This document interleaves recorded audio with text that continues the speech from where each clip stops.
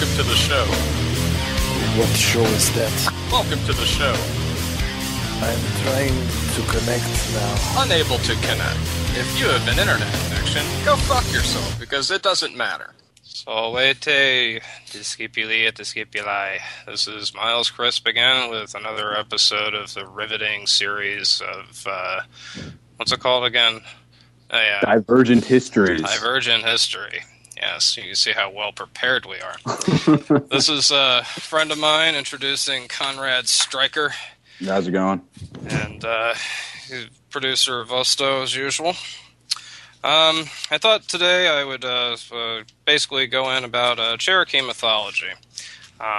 Mythology is one of the topics I like a lot, and frankly, it's something easy for me to explain. Sean, you want to help me out? Where are the Cherokee? They're basically around the Smoky Mountains in the United States, the eastern Appalachian region. Yeah. All right. Well, for a lot of the audiences in England and Europe, so they probably don't know what we're talking about. But just imagine like the central bottom right of the continental United States. That's where we're talking about. And these people, they managed to assimilate with the Europeans a lot more than a lot of other groups. They actually had plantations and owned slaves before the expulsion, with the Trail of Tears and all of that. Which I'm not gonna get into that part right now. I just want to talk about their mythology.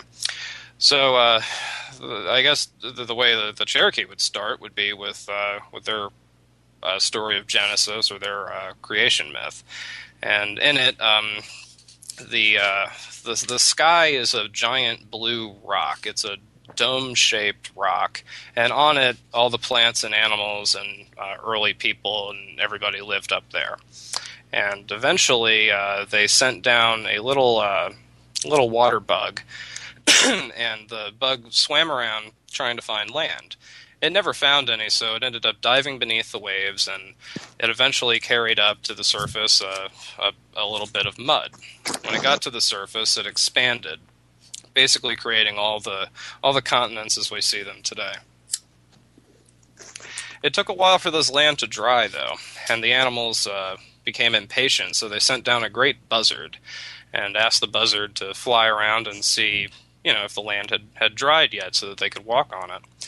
And the buzzard was flying around for so long trying to find anything that was dry, he became tired. And as he became tired, he started flying lower and lower and closer to the land. Every time he flapped his wings down, he created a valley, and every time he flapped his wings up, he created a ridge.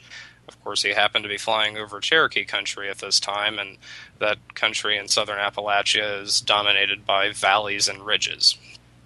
The animals didn't want all of the world to become like this, so they recalled him. Sometime later, when the Earth finally did solidify, all the plants and the animals came down. And also around this time, the Earth was suspended to hold it above the waters, suspended by the dome of the sky by 4 ropes. So this was a mound, a lump of clay suspended by rope. Yeah, over some sort of abyssal depth. The waters of the abyss everywhere else otherwise. The Cherokee do not know who fastened these ropes. Anyway, when the animals came down and the plants came down, somebody told them that if they could all stay awake for 7 days and 7 nights, 7 being a magical sacred number to the Cherokee, that they would receive great powers. The Cherokee also do not know who told them this. And after the first few days, everybody stayed awake first few days, and by the 4th and 5th and finally towards the 7th days, the only animals still awake were what are now the nocturnal animals, the raccoon and possum and bats, and for the plants it was the evergreens, the conifers, the pine trees, the cedars that would retain their leaves and everything into the winter was their reward for staying awake. And after this, you had the first people. It was basically kind of like everybody lived in perfect harmony. It was kind of like the Garden of Eden before the eating of the knowledge of the tree of good and evil.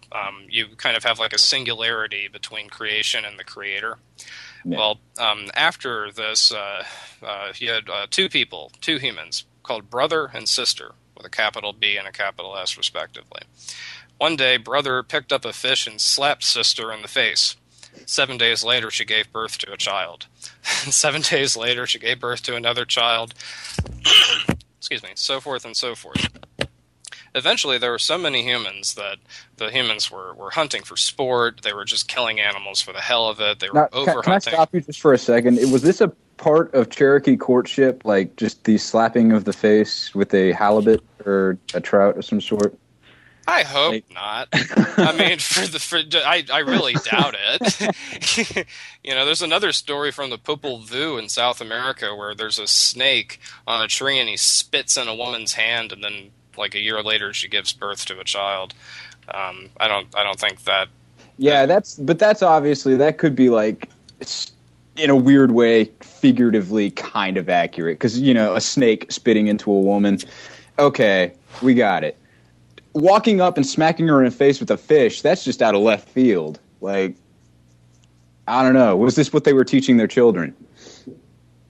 I don't know. Okay, we got sidetracked. I mean, you could draw some other analogies here, but I'm not going to go there. But anyway, the humans were overhunting, so the animals were irritated at this. There were several animals that held several councils, but summing the story up a little shorter, the bear held a council.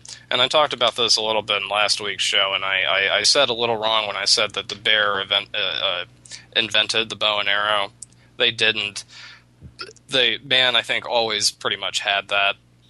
I don't remember that particular story, but anyway, to continue, the bear held a council and decided to pick up bows and arrows themselves to fight man with his own weapons.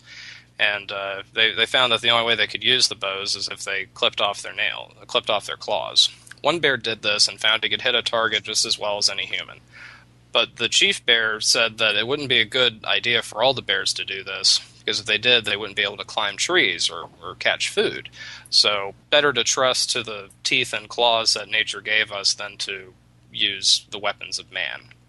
So they dropped the idea and instead held a council with all the animals. And all the animals decided that they would concoct diseases to inflict upon man as punishment for our overhunting and things like that. The plants fortunately took pity on us. And, it's really passive-aggressive of the animals, by the way, but go on. Well, it's also weird because a lot of diseases do actually come from animals. Jared Diamond's whole thing with guns, germs, and steel, that was the germ part of his argument. But plants give us cancer, Well, if you smoke them. Yeah. you know. I'm sure there are others that just ingestion can cause some forms of cancer, some sickness. That isn't like poison, but go on. I've never heard of any. But anyway, the plants took pity on us. And another theme you see with a lot of groups around the world is that the plants, when man calls upon them, the plants give the information to man. You see this theme in South America a lot as well. The ayahuasca is made out of two different chemicals, two different plants. One of them is the active ingredient of DMT, and if you make that into a tea and drink it, nothing will happen to you, because the enzymes in your stomach break down that chemical so that it cannot absorb into your bloodstream. There's a second plant amongst millions in the Amazonian rainforest, jungle rather, that shuts down that enzyme. That's why when you drink the ayahuasca concoction, it makes you so sick. And when it stops that digestive process, then the DMT can actually be absorbed. Again, they say the plants told them which plant to use. It's just another theme. And getting back to the hunting with the deer decided that if proper rituals had been conducted after somebody hunted a deer, basically explain to the deer why you had to kill it and give it a proper burial for its spirit, essentially. Yeah. This little spirit called Little Deer would run up, and it was invisible because he ran so fast you could never see him. He would ask the ghost of the deer if the hunter had actually, gone through these rituals and things, and if he hadn't, the little deer would follow the trail or the scent back to his house and inflict him with rheumatism so that he wouldn't be able to hunt in his old age. There is a question from the chat room. Someone Go ahead. asks if swine flu, bird flu, BSE, HIV, Ebola, these all come from animals, he says.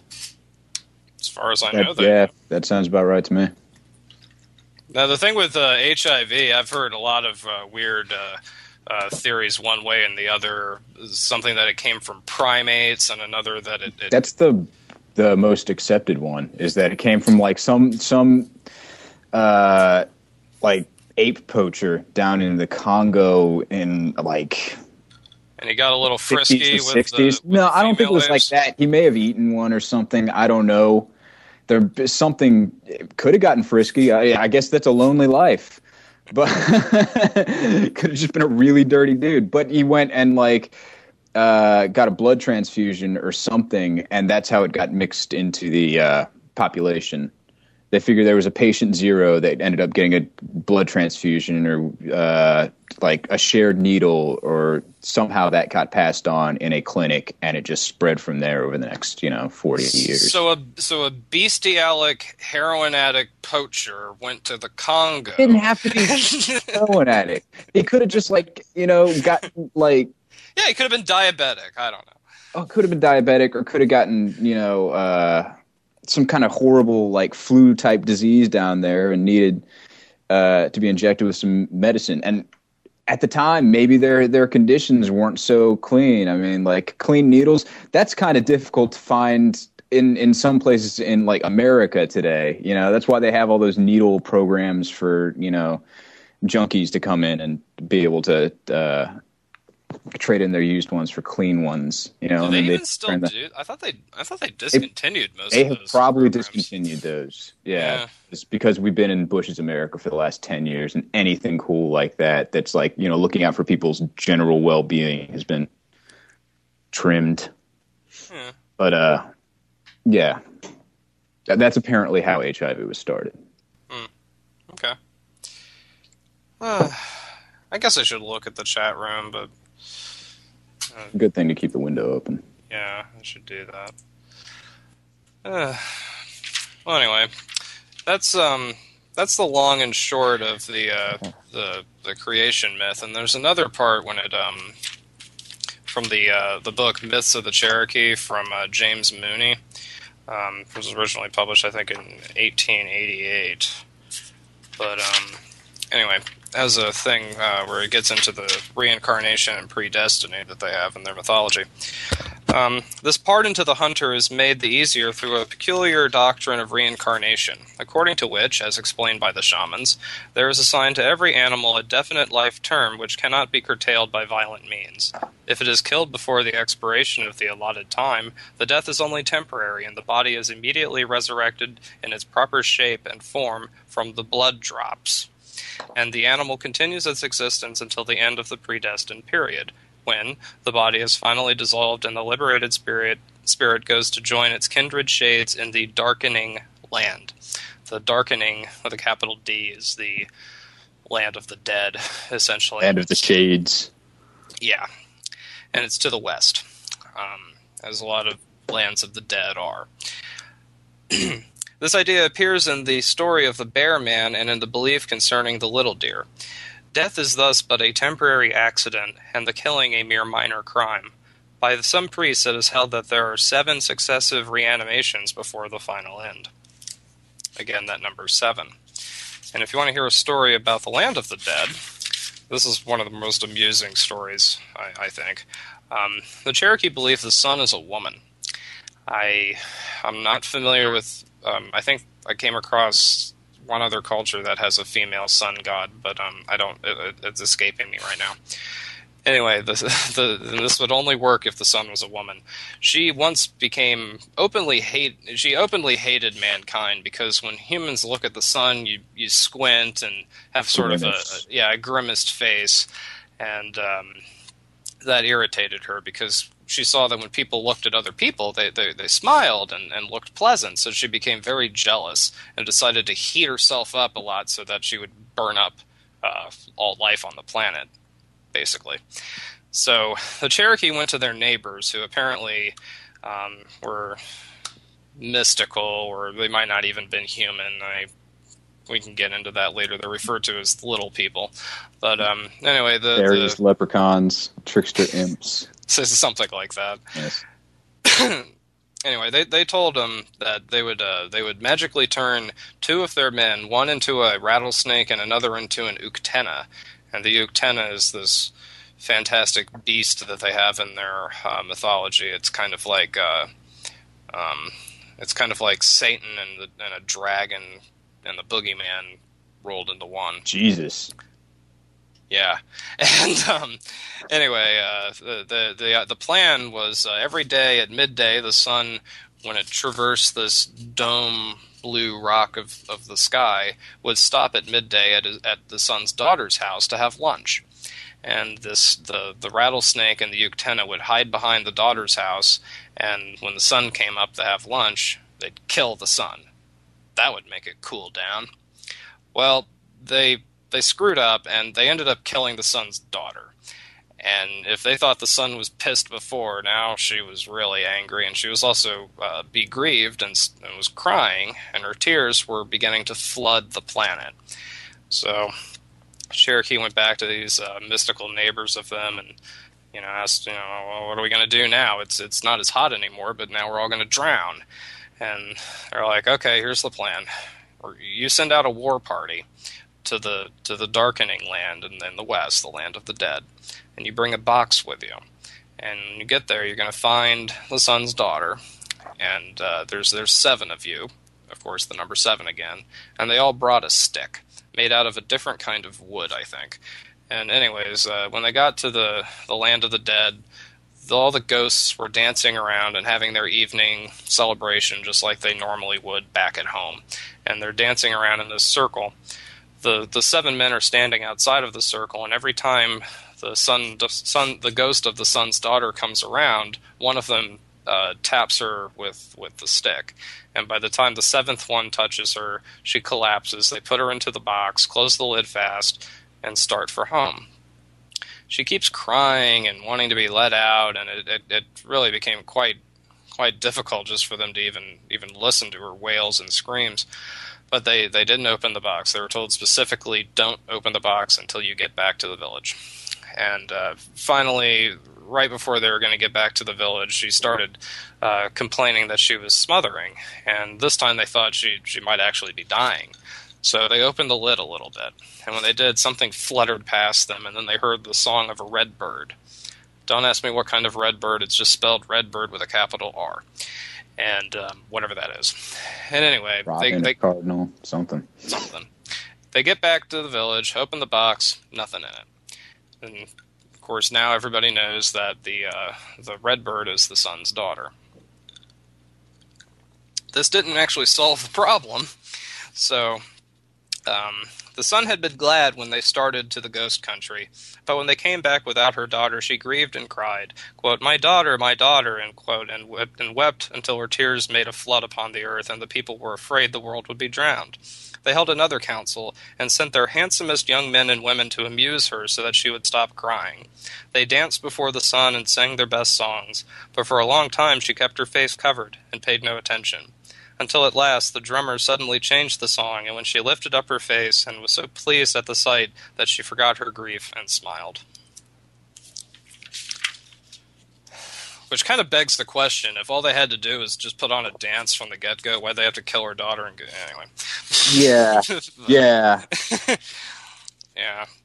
And they shouldn't have listened to the little people. That's never trust a dwarf. All right. Oh no! Now we're going to start offending people. Yeah, I don't actually mean that, but go on. Yeah, But the best stories are the ones about the rabbit. And Sean, have you ever heard of the Uncle Remus stories, like Brer Rabbit and those things? Do you remember those little kid stories? They ring a bell. Yeah. Yeah. I don't really remember the stories themselves, but I remember Brer Rabbit. Yeah, there's one with which is short for Brother Rabbit, by the way. But you had it's a interesting case of a cultural diffusion. The African slaves in the South, specifically around Georgia, basically Georgia, they were in a lot of contact with the native groups, because when they would flee and run away from the slavery plantations and things, the native groups would usually welcome them with open arms, because they were, as Dr. McClellan said, they are cultural chauvinists. They're not racists. A lot of their words for their own people are their own language's word for human being. You know, the Cherokees wouldn't have called themselves Cherokees. They would have called themselves whatever their language's word for human is. And all the other groups of native groups around them, they're not humans. It's a cultural chauvinism as opposed to a racism. So somebody who's white or black or whatever could, once they became in that culture, okay, now you're a human being. Anyway, the story of the tar baby, and I don't remember the Uncle Remus version very well, but it's based on a Cherokee version where the rabbit is always getting himself in trouble. He's this great trickster spirit that they have, and all the animals have a well. The rabbit says, or actually, all the animals are going to build a well, and the rabbit says, "Oh, rabbits don't need to drink water. I only have, a sip once every 2 or 3 months. I don't need to help you guys build the well because I'm not going to use any of the water." And that's flat out just a lie. Silence. Yeah. Science. Yeah, rabbits drink water. Yeah, I know. He's lying. He does this all the time. Okay. Then he ends up getting his comeuppance. Anyway, so the animals are like, okay, you don't want to drink from the well? No problem. Don't help us build it. And they end up building the well, of course, and after it's built, they notice that when they come to it at the morning, that there's not as much water in it as there should have been. Somebody's taking water from this well without telling us. We think it's the rabbit. So to catch him, they decide to make, out of pine sap and pine tar, a wolf. This pine tar wolf. And they figure it'll be dark. Whoever's doing this is doing it at night. When they come up here, they'll see the silhouette of the wolf and back out. Be like a scarecrow kind of thing. Yeah. Well, anyway, rabbit shows up at night as usual to steal his water. And he sees the wolf there. And he says, "Oh, hello, Mr. Wolf." No reply. Rabbit says, "Well, where I come from, when somebody addresses you in a polite tone, it's customary to return in kind. This is a ballsy rabbit. I'm going to give you one more chance to do it right, so let's try this again. Hello there, Mr. Wolf." Silence. "All right, I'm going to have to teach you a lesson. I'm going to take this paw, and I'm going to hit you if you don't answer me." He asks him again. He doesn't answer, so he punches this tar wolf, and then he says, "All right, if you don't let go of my paw, I'm going to take this other paw, and I'm going to punch you." And he does, and by morning he's stuck to this tar wolf thing with all 4 limbs, and the animals are like, "All right, we caught you, you idiot." And they're debating how they're going to punish him. One of them says, "Oh, let's boil him alive." The rabbit says, "Oh, that's great. I love taking hot baths. I could use a hot bath right about now. Let's do that." "Well, we can't do that. He wants that. We don't want to do something he wants to do." And this keeps going back and forth. And this whole time I'm just picturing Bugs Bunny. Arguably, Bugs Bunny is partly based off of Brer Rabbit, I think. It was technically based off Buster Keaton, pretty sure, but... How's he based off Buster Keaton? No, not Buster Keaton. Bugs was based on Groucho Marx. All right, I can see that. Yeah. That's why on that carrot. Well, anyway, they bounce back and forth debating how they're going to punish the rabbit, and eventually they ask him, okay, well, what is it that you don't want us to do to you? And he says, well, whatever you do, don't throw me in that briar patch. And they do, and of course the rabbit lives in a briar patch. Good for him. What I want to know is why so many cultures think of the rabbit as like a trickster type character. They're not particularly mischievous animals. They're kind of dim-witted. They're just fast. I don't know. Does not make sense to me. No, it doesn't. If you want a good trickster, go for like a rat or something. You know, like a pack rat. Those little bastards are always running around stealing stuff. I don't know if the Cherokee had rats. I think they had. Do you have your sound on or something? I'm getting a reverb from you. Me? Yeah. Nope.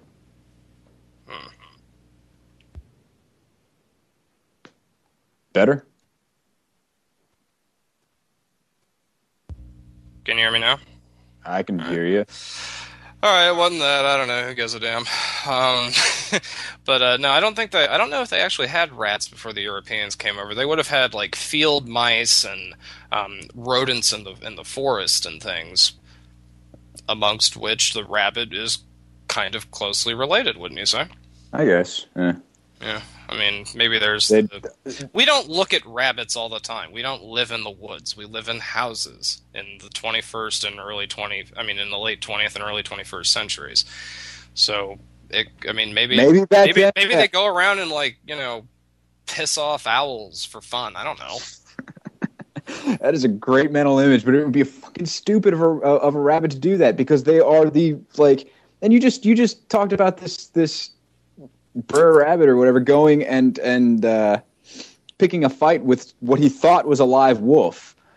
Yeah. Stupid animal. Like, he's going to fuck with wolves and owls. He's just asking to get eaten. Well, he's not stupid. He's arrogant. Oh, okay.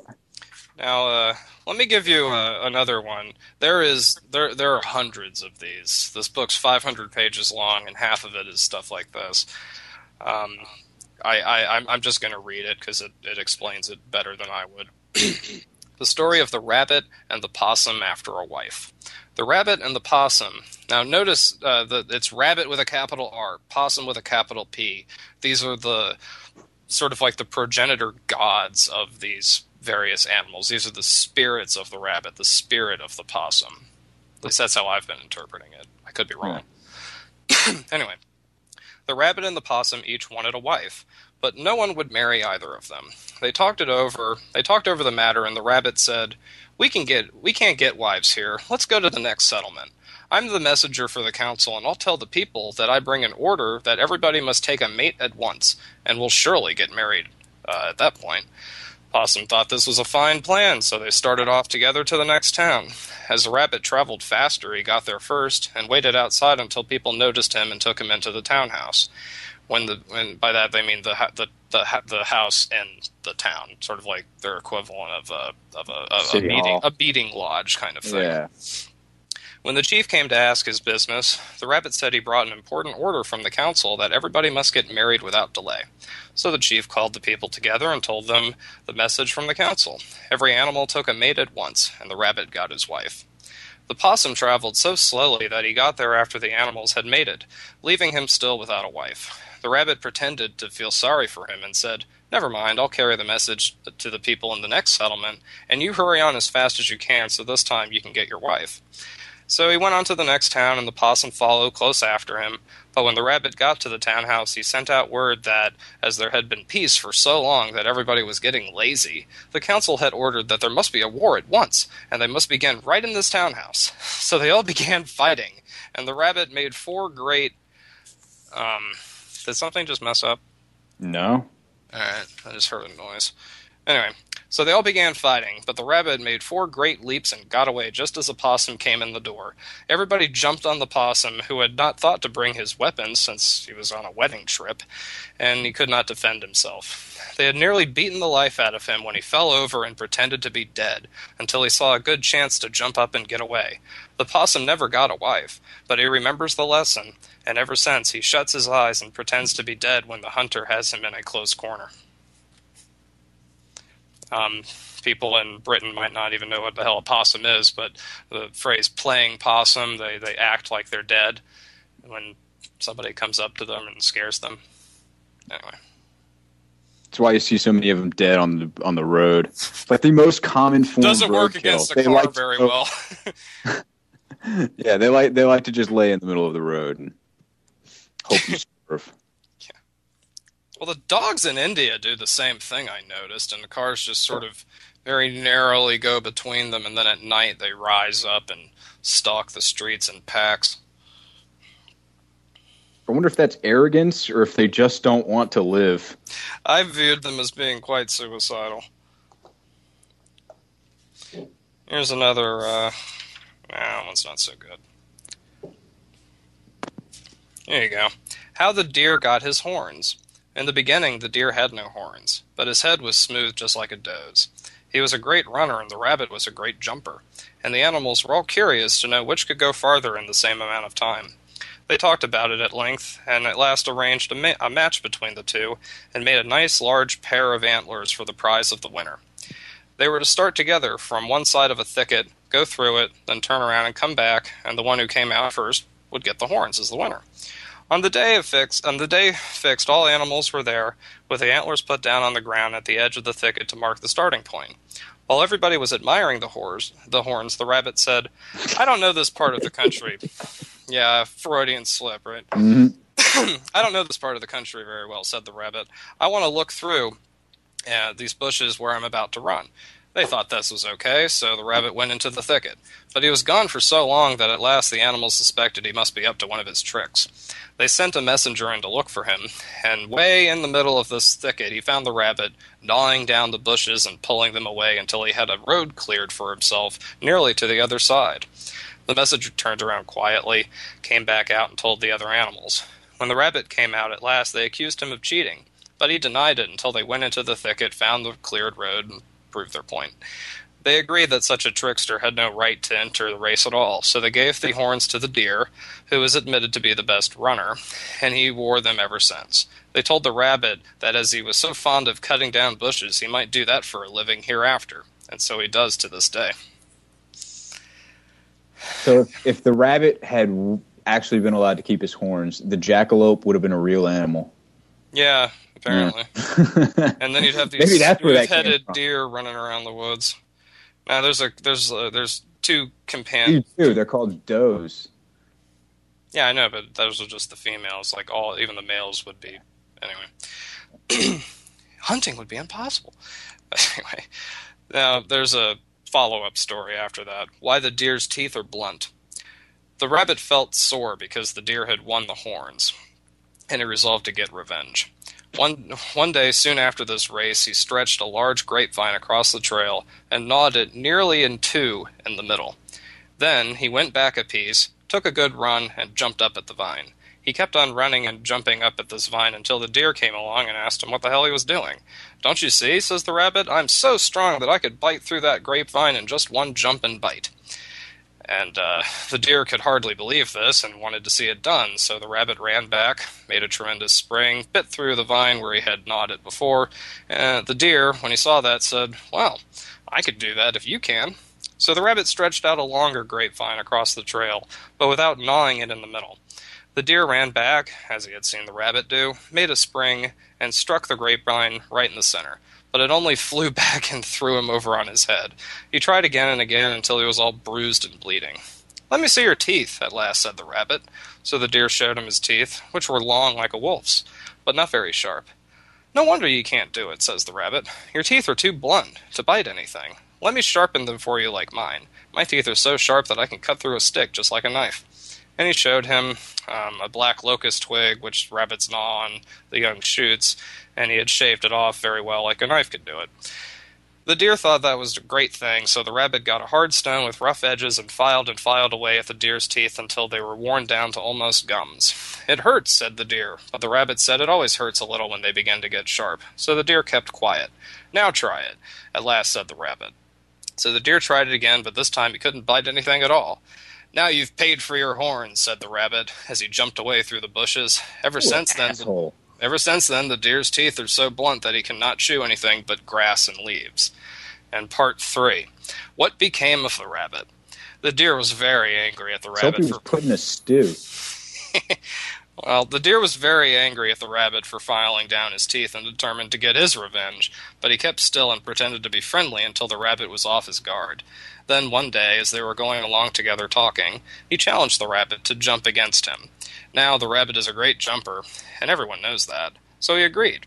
There was a small stream beside the path, as there generally is in that country, and the deer said, "Let's see if you could jump across this branch. We'll go back a piece, and then when I say coo, then you run and jump." "All right," said the rabbit. So they went back to make a good start, and when the deer gave the word coo, they ran for the stream. And the rabbit made one jump and landed on the other side without problem. But the deer had stopped on the bank, and when the rabbit looked back, the deer had conjured the stream so that it was much larger. The rabbit was never able to get back again, and is still on the other side. The rabbit that we know today is only a little thing that came afterwards.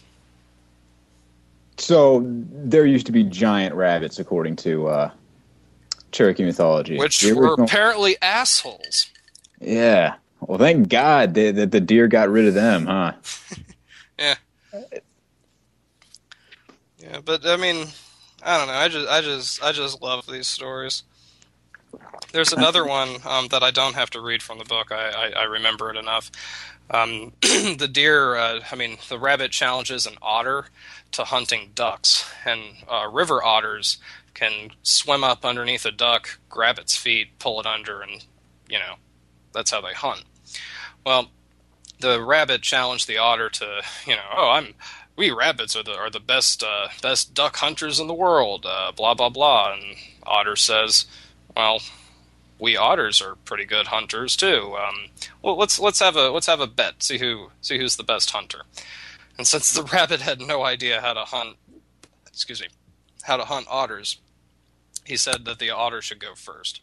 The otter did his thing, as described, went up against this flock of ducks, pulled one out without even disturbing the other ducks around it. Came back, plopped the duck down. Like a ninja or Batman.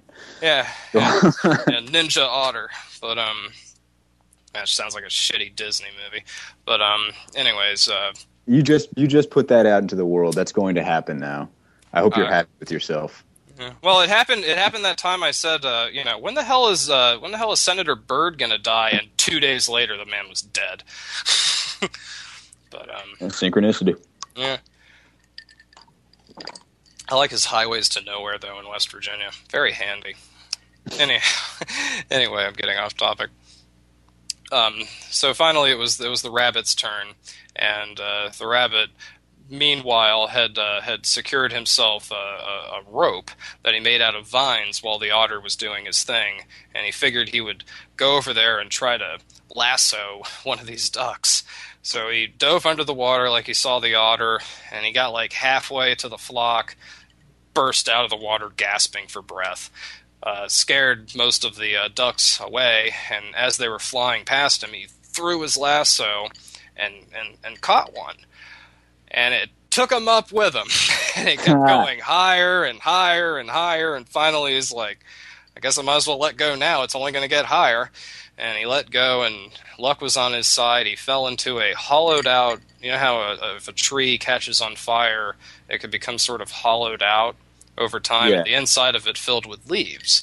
Well, he fell straight down the center, and the leaves broke his fall. But rabbits can't climb. He was trapped. And eventually he heard some Cherokee... But they can burrow. He could have gone down and then Can't burrow through solid wood, though. It'd be the root structure. Yeah, okay. Anyway, there were some Cherokee children he heard playing outside, and he started to sing a song. And the song was... look at me, I'm the prettiest thing you ever did see. And he kept saying this over and over. Kids came over and shouted Freebird. Shouted what? Sorry. Freebird! As you do at any musical performance. It's whatever. Go on. I learned something new. Anyway. Somebody could be playing a piano recital. I'm going to yell Freebird.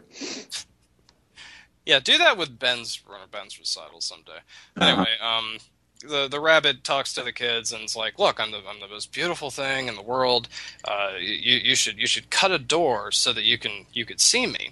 Go get your parents to come over here and help you cut a door in this log or hollowed out tree, whatever you want to call it."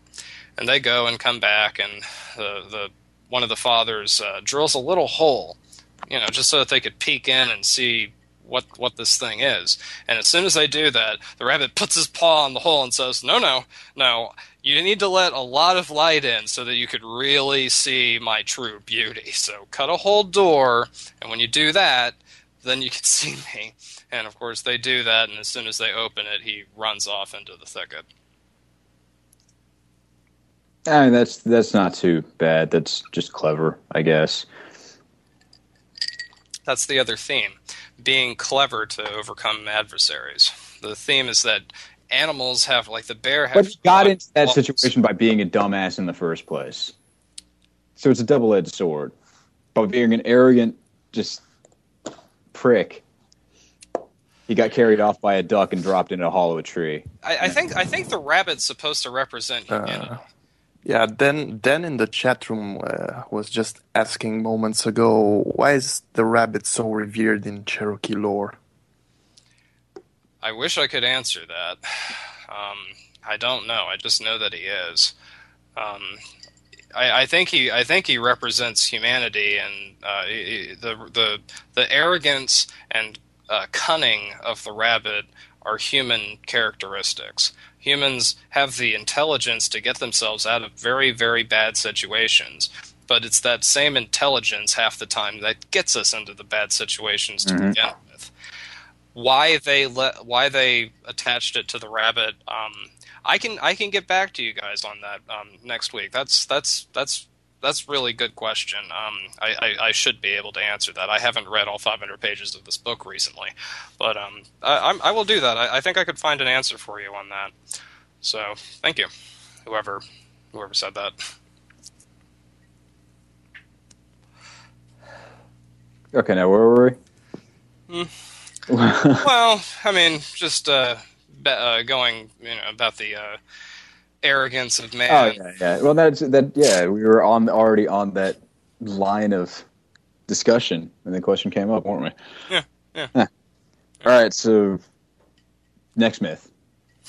I'm sure you have more lined up. You've got like an entire page in front of you, just preparatory notes.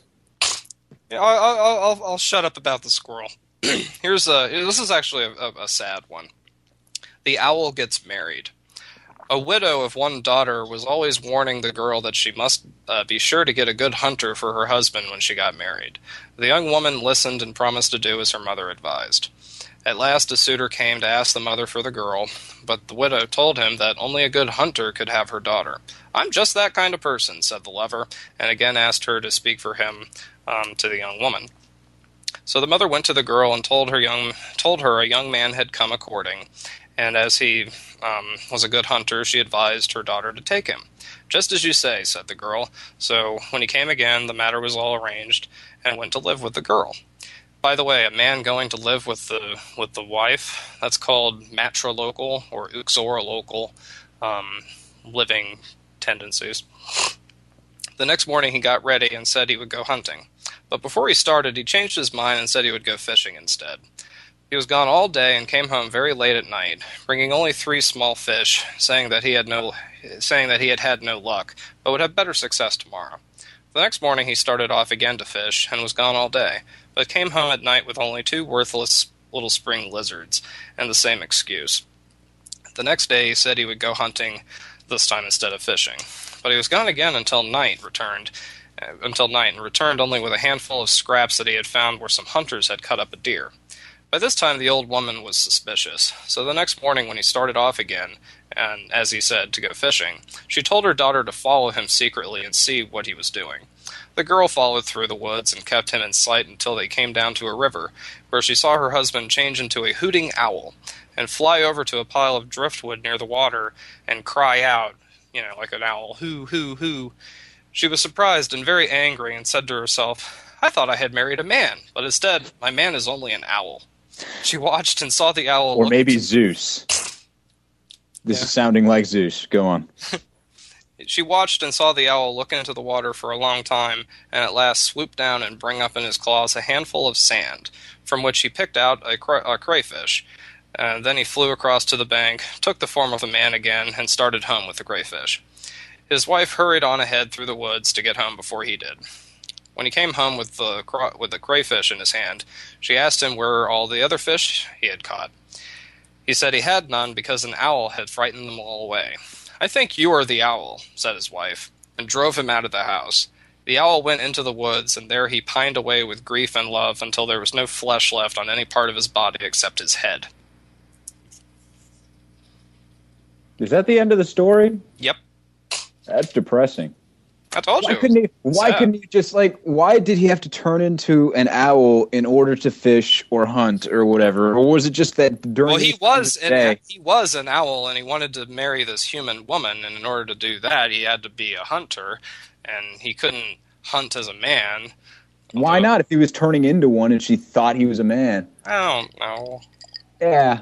I mean, you're not the guy who wrote this, so I guess you're the wrong person to ask these questions. Give me a time machine. A time machine in a couple of years to learn Cherokee language.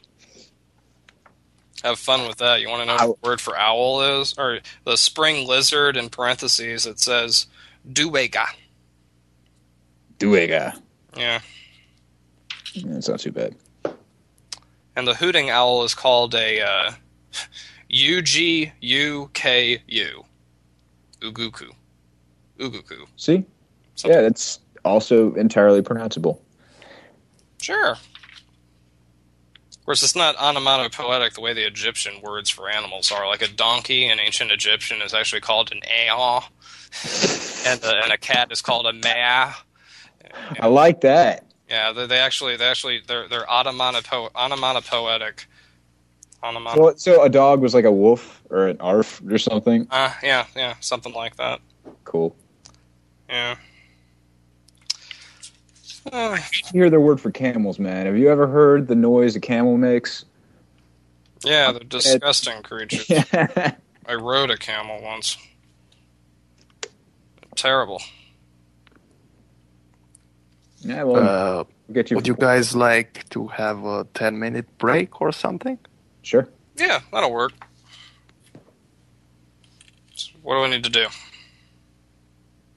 Nothing. Just, I'll start the song. I want to get a topic, and I want to get stoned as well. I'll come back at the top of the hour. So I need some inspiration and, some positivity to get me ready. Steering us off into the fucking oblivion. To venture down a post office, the dreaded post office, which is far worse than fucking Argos. Well, that's about it. You're listening to Dark City Radio Live. Tune in at www.darkcityradio.com. You can find us by searching Dark City Radio on Facebook or Twitter. So if you want the truth, go to Dark City Radio.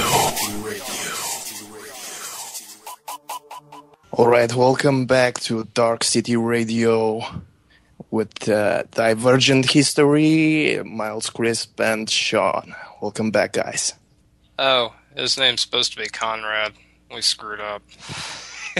Sorry, man. Sean? Conrad, you there? Hello? What happened? We just lost to Sean. Yeah, I forgot about that. We were supposed to go by his alias. Conrad Stryker. Okay, we will do this from now on. I'm sure there are no CIA agents listening. Let's see now. Alright, well, you can just talk about stuff, or I can remove person from group and you can drag him back, okay? Yeah, do that. Well, anyway, while we're waiting, while he's trying to get back on. Here's another little bedtime story. Actually, the opposite. A story to tell your kids to make them wake up early in the morning. This would be great for a farming, an agrarian society. The water cannibals. Besides the friendly, I'm not even going to try to pronounce it, of the streams and mountains, there is a race of cannibal spirits who stay at the bottom of the deep rivers and live upon human flesh, especially that of little children. They come out just after daybreak and go about unseen from house to house until they find someone still asleep, when they shoot him with their invisible arrows and carry the dead body down under the water to feast upon it. That no one may know what has happened, they leave in place of the body a shade or image of the dead man or little child that wakes up and talks and goes about just as the other one did, but there is no life in it, and in 7 days it withers and dies, and the people bury it and think that they are burying their friend. It was a long time before people found out about this, but now they always try to awake at daylight and wake up the children, telling them, "The hunters are among you." I don't know. I thought that was cute. So I will drop the randomly reading from my book of Cherokee myths for the remainder of the show. If anybody has, good. It's cool. It's cool. You should keep on saying. It's interesting to know the legends of the past. But Well, I've got some more. I just figured I'd lay off of that particular topic. Yeah. I could recite some stories from Joseph Campbell in the Bill Moyers interviews, which Bill Moyers on his website has posted. You could download the audio for free. It's there's 6 of them, and they're each about an hour. Very, very good interviews. But for those who aren't aware, Joseph Campbell, born in 1904, died in 1988. He was a student of world mythology. He's so old. I mean, his first book he came out with in like 1953. He was well, anyway. A lot of world comparative mythology you get from him. The idea that all the world's religions are essentially saying the same thing, just different ways. He, at least scholastically, attempted to prove that and document it. But there's getting back to that little deer story where you have the hunter, the Cherokee hunter, and the rituals when he kills a deer. There's a story from either the Sioux or the Blackfeet or the Lakota, I can't remember. One of the northern plains, the ones that hunted buffalo and lived in teepees. Someone is asking, from what book are you reading? He would like to get it. It's called, the full title is Myths of the Cherokee and Sacred Formulas of the Cherokee by James Mooney. And it's Mooney. Yeah. There you go, then. You have it. Yeah. It's the one I have was reprinted in 1982, but I don't actually. I think the original publication was 1888. Yeah, 1888. So it's rare stuff. It might not be on the shelves today. I doubt it's sold in England. You'd have to order it from a United States publisher. Mm-hmm. But it should be available. I mean, I got mine off of like Amazon or one of the used book sites on the internet. It's I mean, you could find Gears from the Greeks from Derek de Sola Price. It's like $20. If you're an engineer, if you could read blueprints and you can do the math, you can really understand exactly. You could rebuild that thing from scratch if you want. I can't. Yes. I don't know that stuff. I'm not an engineer. Also, I'm sure it can be found on eBay. Like people who don't really like to read and check out their old bookshelves, want to get rid of the books. Yeah, there's that. But the other one is it's the story of the buffalo dance, and again, I don't remember. I think it's from the Blackfeet, but the story is a chief's daughter is disappears one morning, and he goes and tracks her down. It turns out that what had happened is the day before they were going to have one of those buffalo drives where they make the buffaloes stampede off of a hill and kill hundreds of them at once so that they can get a bunch of meat for the winter. And for whatever reason, they couldn't get the buffalo to make the plunge. And the chief's daughter was standing at the base of this cliff saying, "Oh, if only one of you would come over, I would marry you."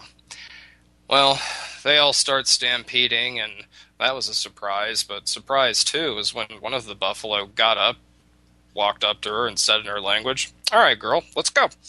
And, he went off with her. So the father, the chief, had to, track her daughter down. And eventually he was walking for many, many hours and stopped to take a break. And there was a little magpie bird, which in their mythology is a very learned and helpful and wise spirit. And he asked the magpie, "Can you fly around and try to see if you can find my daughter? I'm looking for my daughter." Magpie's like, "Yeah, no problem." Goes around and says, "Oh well, there's a woman with a bunch of buffalo just over the way. That must be your daughter." "Oh, cool, thanks." So he goes over there, and the daughter had been told by her buffalo husband, to go get him some water. And she goes off to get the water, and there finds her father. And she says, "Oh, well, you can't do anything now. I mean, if they find out you're here, they'll kill you. They'll just stampede us all. So you go away, and I'll try to make a break for it or something." Anyway, she comes back to her buffalo husband, and the buffalo's kind of like, in the words of Joseph Campbell, like, fee, fi, fo, fum, I smell the blood of an Indian kind of thing. And they all go and they find her father, and they trample him to death. They trample so much that there's nothing left but dust. And she's crying and upset, and her buffalo husband asks, "Why are you crying? What's the problem?" "Oh, you've killed Daddy. My dad's dead, blah, blah, blah." "Yes, but what happens when you do your buffalo drives? Those are my mother, my sisters, my cousins. They're all dead." And eventually she decides to try to perform a ritual to bring her dad back to life. She puts a blanket over the wet spot where her dad had been trampled, and starts reciting this song and prayer, and this magpie comes back and starts flying around. And eventually there's a body there. She looks under the blanket. It's Daddy, all right, but he's not breathing. Continues the ritual, continues singing and praying. And eventually he does come back fully to life. And the buffaloes say, "Well, that's great. Why don't you do that for us when you kill us, when you hunt us? That way, after you sing this song and dance this dance, we'll all come back to life again." And it's, again, getting back to the appeasing of the spirit that you've hunted and the appreciation for the animal that gives you your sustenance. A lot of Christians in the modern world would pray to God to thank them for the food. These people prayed to the food itself, the animals that gave it to them. Yes. It's current theme. I noticed that in a game based off of Indian culture, and there was something like that there. My culture is resumed to fucking movies and games, but it was something like that. The Indian was saying, "You got to thank and respect the nature for what it gives you," and. I have a lot of friends from India, so when you're saying Indian stuff, you're talking about Amerindians, American natives. Yeah, natives, yes. Natives. Right. It could become very confusing. Yes. Like, that's how I really found it confusing when I was young. Indians. I thought there were. I was used to the Indians from the United. From the the Native American Indians one. You heard about those first? Yeah, because of the movies Well, hell, with you're cowboys. closer to India. Romania's Cowboys and closer to Indians, India than to America. Cowboys and Indians, man. Movies, westerns. Yeah. But in those movies, they were depicted as just savages, as savages with no brain that just wanted to attack. It was part of the propaganda of those years. Welcome back, Conrad Stryker. Can you hear me? Yes, we can. Okay, good. I had to switch devices. Yeah, I'm on my computer now. I was using an iPad before, and apparently Skype is just tripe on the iPad.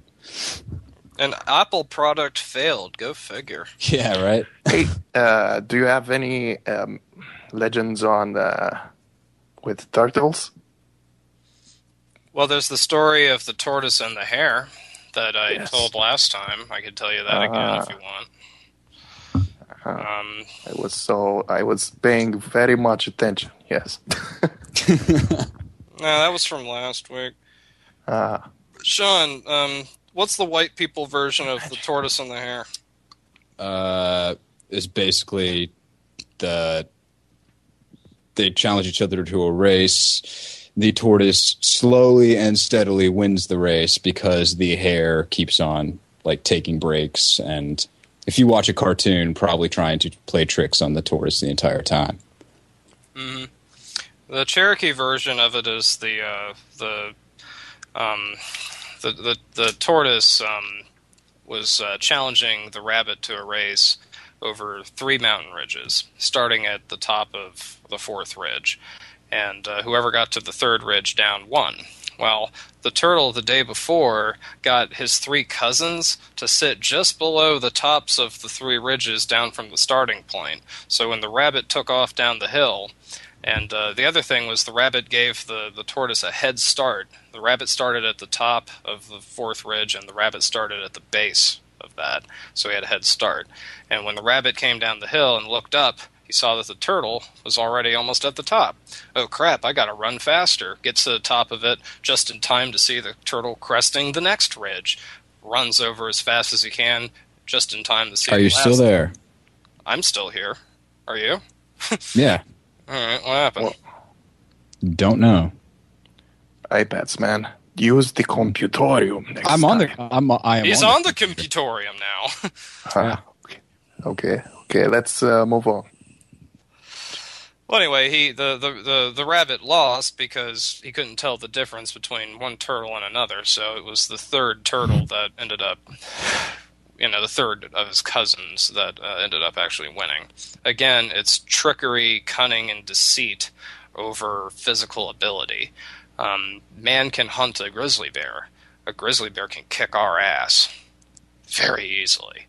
But we are smart enough and clever enough where we can wait for one to walk beneath a cliff or something and have this big rock set up so we're going to dump it on his head or whatever. I mean, seriously, that's something humans can do. And I wanted also coyotes. Wily ones. Yeah. Well, there was that great Simpsons episode amongst many where he was eating the insanity peppers, and he has that little mystical journey or whatever. And at one point, this turtle is spelling out a message to him, and he wants him to go faster, so he kicks him. And when he gets down to where the turtle was, there's this little pyramid he needs to climb, and then it shoots up into the air 10 times higher. And he looks at the turtle and says, "This is for kicking you, isn't it?" And he just nods. Yeah. The turtle nods. Yeah, and then he has this coyote talking to him as his spirit animal or whatever, and at one point he just starts gnawing on his leg. Oh, sorry, I am a coyote.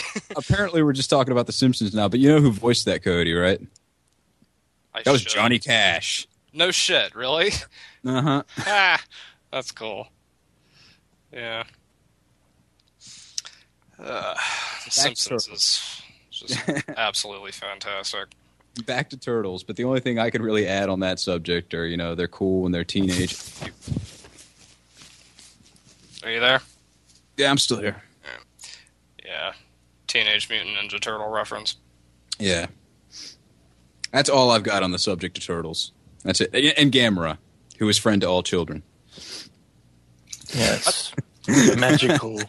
magical turtles. It's important to talk about them. Yes, of course, you're not aware of what I'm saying, but we have Neither an am I. inside. We have an inside kind of thing with the turtles here at Darkcity. There is also a song created by Zach and What Army. It's called The Nonsense Man. You should check it out on YouTube. It's very, very suggestive. It's like the solutions for the current problems do not exist, so might as well enter the realm of the nonsense as a healing mechanism. I agree with that wholeheartedly. It's like escapism, basically. Yes. Just throw your hands up in the air and say fuck it and just bury your head into the sand.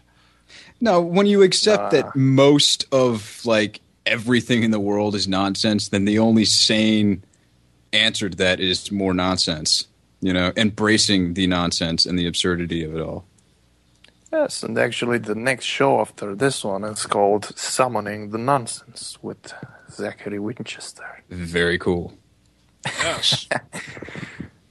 Cool. Okay, so back to the legends and stuff. Yeah. Josh, give us another legend. All right, I'm going to try to tell this one, but I'm going to screw it up a little bit. Joseph Campbell's much better at storytelling, but and I'm also going to struggle with the names, but it's a story, as I recall it from listening to Joseph Campbell talk about this, the story of Indra. And Indra was apparently a sort of almost like Zeus, a patron god of a certain people of a certain historical time and location out in India.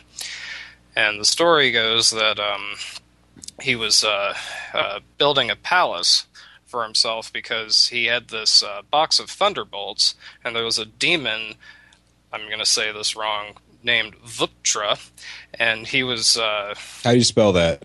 I don't know.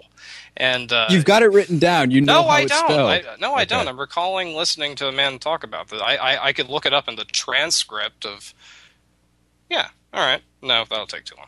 But anyways, because I do have the transcript of all the interviews in a book. But anyway, Vuptra was this demon who was making a huge drought, trapping up all the waters in the world. So people were going to die. Kind of like with the sun heating itself up with the story I was telling earlier. Yeah. And it took Indra all a variations on the whole global climate change thing. Yeah, you were discussing last show. Yeah, it's a memory. It's a cultural memory. Mm-hmm. But anyway, Indra realized he had this box of thunderbolts like Zeus, and he could just shoot Vuptra with this thunderbolt, kill him, and release the waters, and everything will be, hunky-dory after that. And he does that, and he thinks, what a good boy am I. And I should have a palace worthy of a god as great as I am. So he goes to the carpenter of the gods, I don't remember the name. Anyway, he commissions him to keep adding... Could it be... No, I'm not even going to say it. All right, go on. It ends with Kaman. It's like Vishnu Kaman or something like that. But anyways, he goes and has him... Indra's never satisfied with the additions and adornments added to his palace. And the carpenter thinks, well... Great. We're both immortal. There's no end to his desire. I'm caught for eternity building this never-ending palace. And he complains to Brahman, and Brahman says, "All right, go away. I'll take care of this." And one day, and Indra's holding his court like a king, and there's this blue boy that appears, and he's being followed by the town's children, just in admiration of his beauty. and the blue boy comes up and has an audience with Indra, and he sits down and says, "Well, I've heard that you've built a palace like no Indra before you has ever built, and I've surveyed the grounds, and it seems this is indeed true, that no Indra before you has built a palace of this magnitude." Indra looks at him and says, "Indra's before me? What are you talking about?"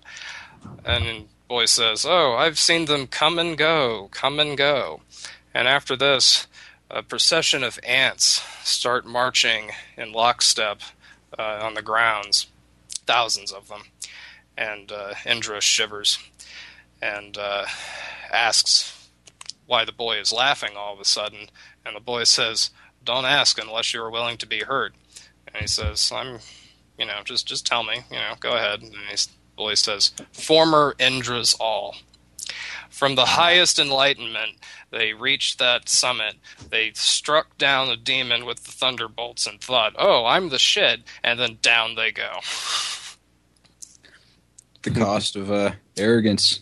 I also cut out a lot of that story too. There's another part where his wife gets upset, but I left that out. Why? Because I don't remember how it goes.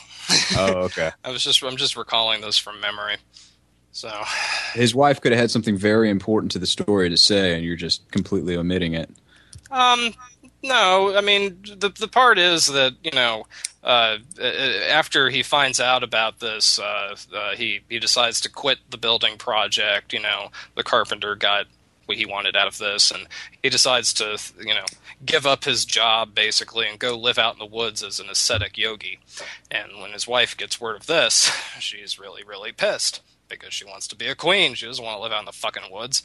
And she goes to the chaplain of the gods and tells the problem, and the chaplain of the gods ends up talking to Indra and says, I wrote a book for you years ago about the art of politics. You're in the position of the king of gods. You need to honor that and not throw this away and go out and live out in the woods. And with that knowledge, he does, and he ends up, reigning happily ever after, basically. But with a certain degree of humility. Yeah. Right. That's a good story. Wish more world leaders today had some more humility.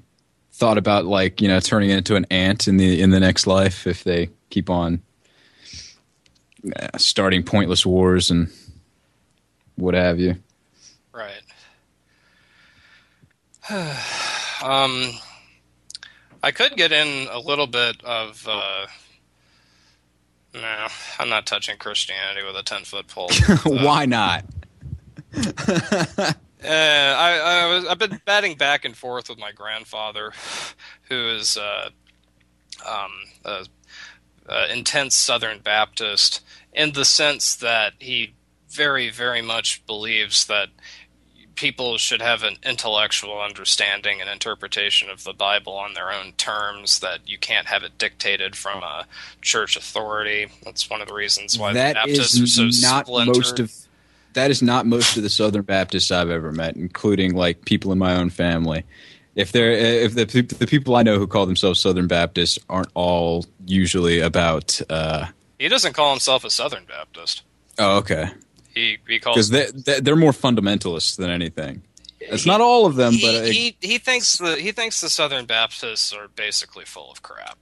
Oh, okay. And one of the reasons boils down to the interpretation of Revelation. He thinks that it's symbols and it's referring to the contemporary time in which it was written, and that this business of there's a little lecture thing that he sent me a copy of. I was watching some last night. They have this young pastor talking, and he was saying, Jesus said in the Gospels that you are never going to know when the end is coming. It's impossible for you to know. I'm going to take the word of Jesus over some radio preacher in Tallahassee, Florida, any day of the week. Yeah. But It's essentially what it all boils down to. It's like, do you interpret it as symbols of the past and just like you do the rest of the Bible, or do you actually look at it as like some sort of script for the future? And that split there, I think, is I think that's where his issue is with the Southern Baptists. But I'm putting words in his mouth. I don't really know for sure. I'm relatively confident. You should have him on the radio show sometime. Actually have a discussion on this with your grandfather on the radio. I'd listen. Yeah. It would be interesting. I'm sure he'd be swimming in culture shock, but yeah, I don't know. My grandfather, if to Americans, they think he's British. Why? Because he has an accent? No, because he forms complete sentences and uses whom without hesitation, and he puts milk in his tea, and he drinks tea. But yeah, he's my mother's side of the family is old, the remnants of the landed Southern gentry, slave owning people. Oh, yeah. Nothing to be particularly proud of there. But the interesting thing is that during the Depression and after the Civil War, they were poor as shit, but they still continued to eat with 15 fucking forks. They never dropped that. Reminds me of that scene in that Charlie Chaplin movie, Modern Times, when they're sitting down to dinner and they actually have one bean on their plate. Do you remember that scene? Nah. But they never dropped that until now. Because I know you. I've known you for like 10 years. You don't use those forks. So eventually all customs die. I unfortunately know how. Every Christmas and Thanksgiving when I was a kid, it was like, no, don't use that one. You have to use this one. But I'm not eating the salad. It doesn't matter. You have to use the second. Yeah. I seriously doubt you're going to pass that down to any children you may have. No, period. But I am going to insist that they know how to cut food. There's three systems. There's the British, there's the French or continental, and there's the American. And ways of cutting food. Yeah, pick one. You hold the knife upside down you hold the fork upside down with your left hand, and you hold the knife with your right hand, and you cut the food, or you do the opposite if you're left-handed. In America, we switch the fork back to the right hand after we cut, which is an extra step. I don't like doing that. I'm lazy. The continental version, you don't have to do that. British version is the same way, but they balance the food on the upside down part of the fork. The reason they started doing that is because the French invented cutlery, or not cutlery, but table utensils, and the English, of course, they got to do it better than the French, so they came up with that method. It boggles my mind that people would put this much thought into it. That's the response I get from those people. But it's like it was only pointed out to me one time in my life outside of my grandparents' house. That was when I got my last job as an abstractor of title, and I was having dinner with my patron and his wife, and we were eating pork chops, I remember, and I was eating in the continental style, and they commented, "Oh, you eat like a European," and I was like, "Oh, crap! I wasn't even thinking about it," but. It's like, yeah, well, it's easier. I don't feel like switching my hand back. And there's two alternative myths or stories for why the Americans switched the hand back, switched the fork back to the right hand. I know everybody in the listening audience is just dying to hear this. But the story is we only had one sharp knife at the table in the frontier, so you'd have to share the knife. And most people are right-handed, so after you've cut all your food, you just hold the knife with your right hand. Hold the fork with your right hand and, eat your food like that. The other reason is that if everybody's sitting at a bench and everybody's right-handed and everybody is, cuts their food and then eats it with their right hand, then they wouldn't be jamming elbows. But I don't agree with that interpretation. I think the first one is correct. Yeah, it makes sense, I guess. Yet again, I don't know anybody who actually puts that kind of thought into it. If it's something like, if it's a way we all cut our meat over here, it's like an unconscious, just learned thing. A lot of Americans just they don't even hold the fork in the same way every time. It's just, well, I have it in my hand like this right now. This is stabilizing the product I'm cutting. This is I'm spending my time listening to the conversation that's going on amongst the people I'm dining with. Exactly. Yeah. And another thing about grammar, it's a misquote. It's attributed to Winston Churchill, but he didn't say it apparently. And it's in reference to ending a sentence with a preposition. And he said, "That is the sort of English up with which I will not put." I like that. Yeah, I don't. I won't put up with. Anyway, up with which. Yeah, I know. It just sounds. It's supposed to. Okay. Yeah. Anyway, it's. Yeah. So, Vosto, you want to talk about vowels? So we just in the second hour we've gone over to linguistics. What the hell is going on? Nothing is going on. Well, something was going on. I was hearing. What the hell was that? He was listening to music, dude. No. It's not from me. It's from the server. Bob, Paul. Is the server alive? Have we created a beast? Is that what it is? It's alive? Yes, the beast of the internet. Oh, man, watch out. Yeah. It's going to suck us in like that crappy movie. Right. All right. So, you want to talk about vowels. What's up with that, man? I thought you had the 2 hours program. Yeah. We were talking about Cherokee Miz, and now we're just like rambling on about like dinner etiquette and like linguistics. Where did that come from? It came from the depths of my crappy brain. I don't know. We want more legends. More legends? Yeah, man. Give us something involving like, I don't know, monsters. Like all right, that what the hell was it called in the creation myth? Like it wasn't. Oh, you have the snake and the Uktena. All right. Tell us more about this. All right, the Uktena. Damn it. The lady with the snake head, snake for hair. If you look at her, you turn in Medusa. It's Medusa, a gorgon. Right. There was the thing was like a dragon. It was this huge snake, and it had it could spit fire and poison, and it had a diamond on its forehead. And if you looked at it, it made you want to come nearer to it. You just lost all inhibitions and did nothing but go towards it so that it would kill you. And there was this apparently the greatest of all shamans of their mythology, and the name is escaping me. It's thoroughly unpronounceable. Anyway, he went out on a quest to try to find the Uktena. And he traveled around. He went north, south, east, and west. When he went north, he found a giant black snake on top of a mountain. And everybody near it was terrified of it.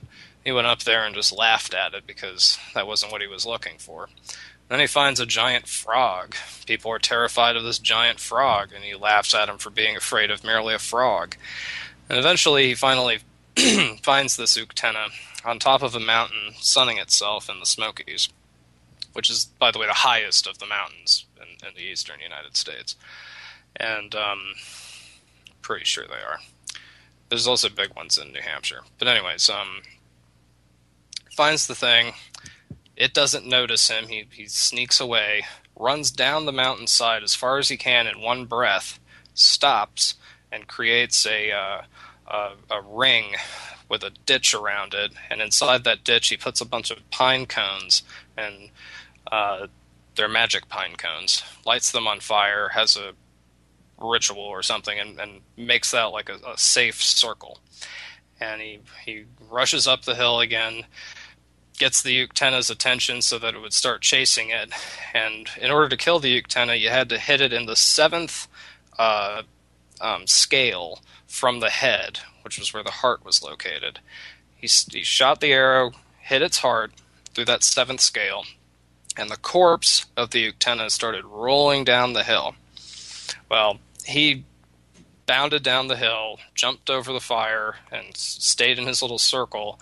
The blood and guts were flying acid poison all over the place as this thing was rolling down the hill. Nice. And that's what I want to hear. Yeah, exactly.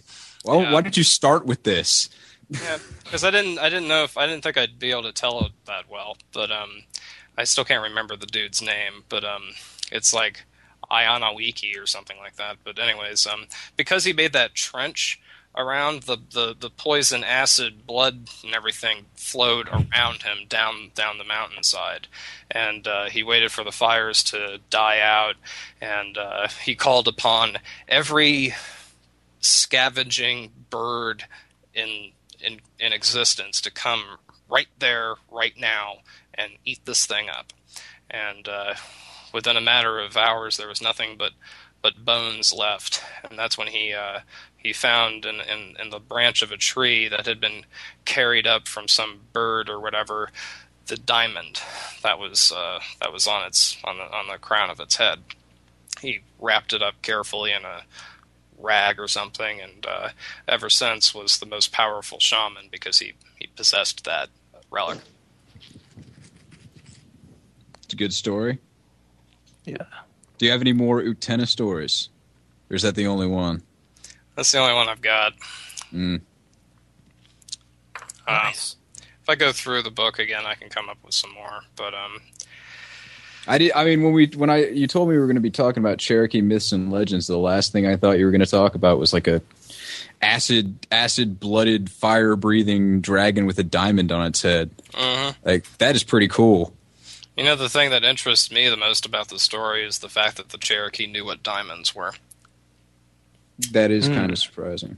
There's not a lot of diamonds here in the United States, especially on the surface. In the state of Virginia, since the 1600s, there have only been 4 diamonds found. And they were all found in the 16 and 1700s. That's quite interesting. Most of the diamonds are in Africa, right? That they mine, yeah. But at one point, if you go back before humans started using like copper and stuff like that, you could go around the Middle East and North Africa and Europe and things and just pick up a hunk of copper from the side of a creek because no humans had ever been there to collect that yet.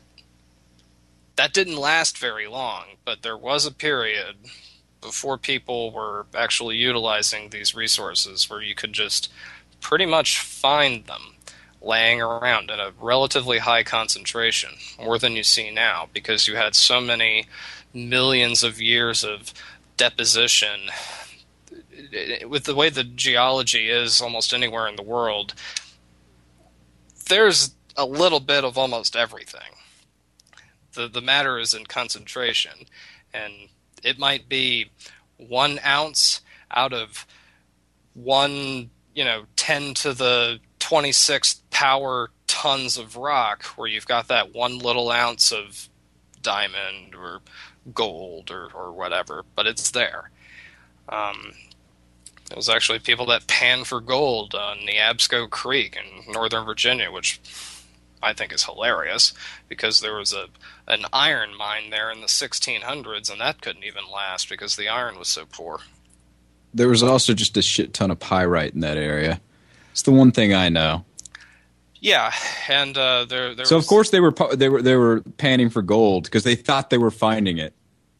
That's what I thought to myself, and then I looked into it, and there's a belt of gold that's concentrated around kind of like 95 from. This is all insider baseball. Like, the listeners are lost, Josh. Yeah, you're right.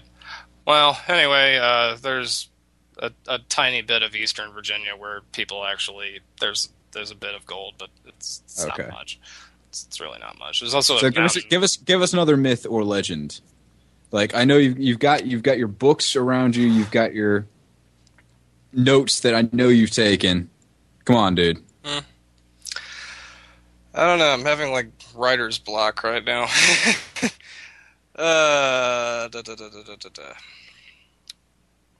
Need to stop taking so many hits from your inhaler. Yeah, that's what it is. I don't know. I thought it was somehow gonna take me longer to explain that Cherokee stuff. The only other thing I had in mind to talk about was the diffusion with the Seminoles. There were then bring that up. Hell yeah. Yeah, you have the Fusion of the Seminoles.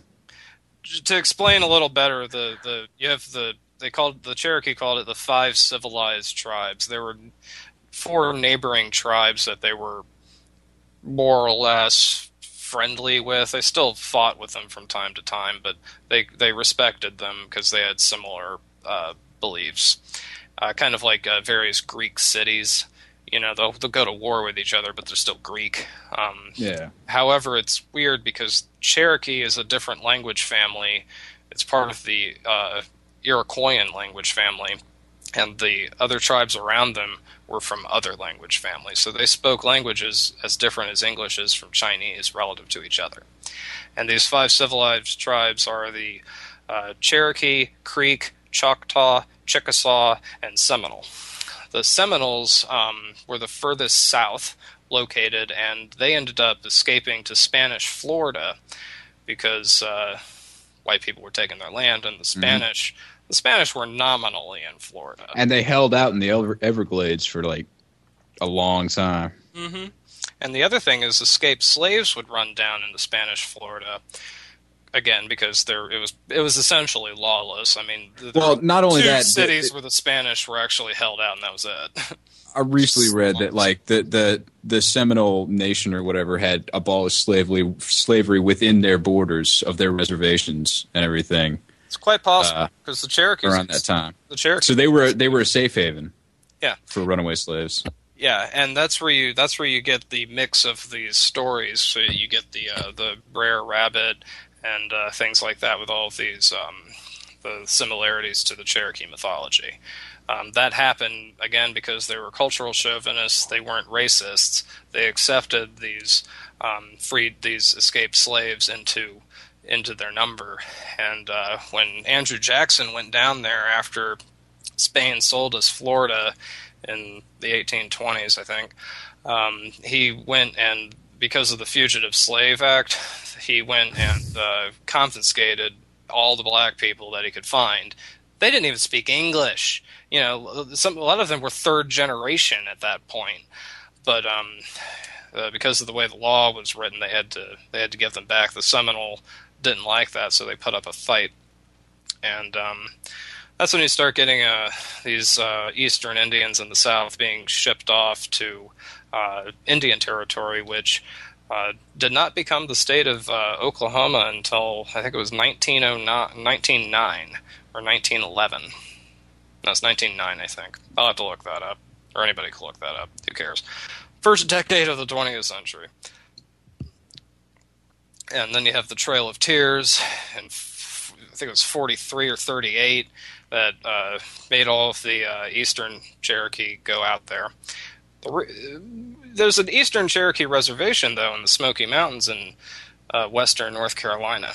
How did that get founded? I should have brought this up. This will probably take us through the end of the show. It's a man named Sali. T-S-A-L-I. Sali. Americans at the time pronounced it Charlie. Anyway, there were... Because it was a hard word to say. And if you met somebody from Georgia, they're not really good with foreign words. So, no offense, Georgians. But anyway, you go... That whole Ellis Island thing. I don't really think they settled in Ellis Island from... Anyway. But, no, I'm not saying like actual, like... I'm not bringing Ellis Island to it. The reason I'm bringing Ellis Island up is they did that same thing in Ellis Island where they took like names that were foreign to American tongues, and then they all right, your name's Joe now. Mm-hmm. What? It's a lady, a friend of my mother's. No wonder the rest of the world thinks we're so fucking dumb. It was a friend of my mother's from Bahrain, and when they came over, they couldn't say her last name. The closest they could come out with was Rudeberry. But it's actually like, well, I don't know what it is, but it's different. Anyway, back to Sali. When you had the Trail of Tears and the American troops were forcing the Cherokee out of their lands to make them go to Indian Territory, this this man named Solly with his 2 sons and his elderly mother. The American soldiers were poking and prodding at his mother, trying to get her to walk faster, and he said in Cherokee to his 2 sons, "When I give the word, grab the gun from the nearest American soldier, hit him in the head, and we're going to head up to the hills." And they did that, and they ended up gathering a following of about 2,000 Cherokee men, women, and children that just refused to leave. There was I think it was a major general or a brigadier general in the U.S. Army who owned a lot of land out there and was very sympathetic to the Cherokee. In his will, he gave them his land in his will, and when that happened, the Eastern Cherokee Reservation was established. And what was this general's name? I don't remember. I'd have to look it up. Yeah, see, that just like, I don't know. You would think that would be important to the story. No kidding. I'm not very well prepared. Well, when things like this happen, you could always give notes next show and, fill in the gaps where you forgot to. Yeah. Important details the previous show. Yeah. I was doing my taxes for the past 3 days, kind of screwed my head. But I guess we can wrap it up, guys. Thank you all for listening, tuning in to this Dark City thing we're trying to get going. It's a free online radio station. I got one more thing I could say. At some point, I'm going to have Jim Vieira, who's been on Coast to Coast, as a guest to interview him, and I'm also going to have Douglas Dietrich on at some point as a guest to interview. And Jim Vieira is an expert on mound building and stone construction of Native American things in the East. Lots and lots and lots of information that guy has. He had a TEDx talk that they ended up taking off of YouTube because he said things that ended up pissing off the establishment. So I think everyone will enjoy. So in other words, this show will get better. Thank you.